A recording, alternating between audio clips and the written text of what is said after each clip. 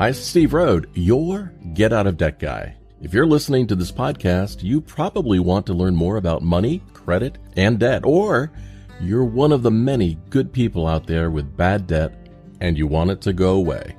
But stick with me. Together we can make that happen. Either way, I'm here for you, and I believe a better and more financially successful future is ahead. It can be within your grasp. I'd like to ask you for a favor. If you find this or any of my podcasts helpful, please take a moment and leave a review on the podcast platform you're listening on. Your feedback and opinion matter to me, and if I've done a good job, your review helps others to find the podcast as well. And while you're there leaving your review, don't forget to subscribe to the show so that you can be notified when the next episode comes out. Last piece of housekeeping. If you have a question or comment you'd like to hear on an upcoming podcast, you can leave me a voice message at getoutofdebt.org/message. Or leave me a question for me to answer on my website by going to getoutofdebt.org/question. Thank you so much for being a great listener, and I'm sending you a giant virtual hug in return. And now, on with the podcast. Today, my concern for your finances is over credit card balances and interest rates rising. People are not prepared for what is coming, and I want you to be ready. The latest figures are out from the Federal Reserve report on consumer credit. The G19 information looks at what types of debts are rising and which are falling. If we look at the data alone, it indicates as of March 2022, consumer credit increased at a seasonally adjusted annual rate of 9.7% during the first quarter.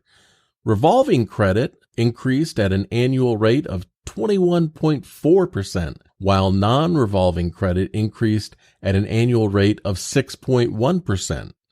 In March, consumer credit increased at an annual rate of 14%, and that's alarming. But let's dig a little deeper. Since the first quarter of 2021, credit card balances have been increasing, and this is worrisome as expenses increase and inflation eats away at our buying power.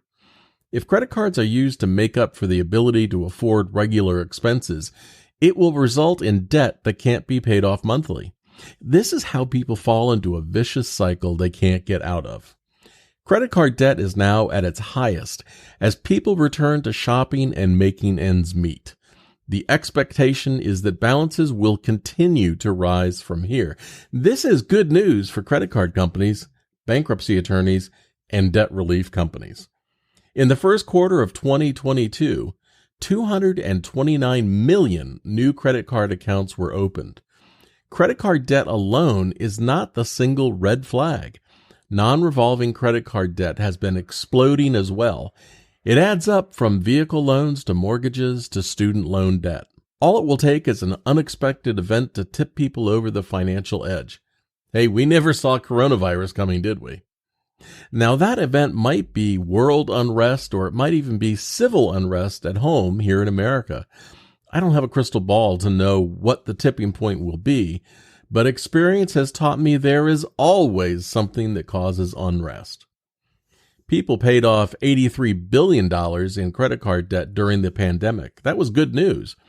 That was the result of more restrictive pandemic lifestyles, staying home more, less eating out, less outside entertainment, along with pandemic relief that was said to be responsible for that debt reduction. The return to spending has had a vast ripple effect on everything. The pandemic created some supply chain issues, but the increase in buying has led to port jams and container ships waiting offshore for more room to unload the stuff that we're buying. As the Federal Reserve raises interest rates to slow inflation, it will lead to higher interest rates on credit cards. Credit card interest rates are variable and tied to the cost of banks borrowing money. So it's not unreasonable to see credit card rates rise to 19 or 20% by the end of 2022. Now is the time for you to be more conscious about what you're putting on credit cards that you won't be able to pay off when the bill arrives. A warning sign that your personal finances are getting stretched is if your overall debt is creeping up. So keep an eye on those balances.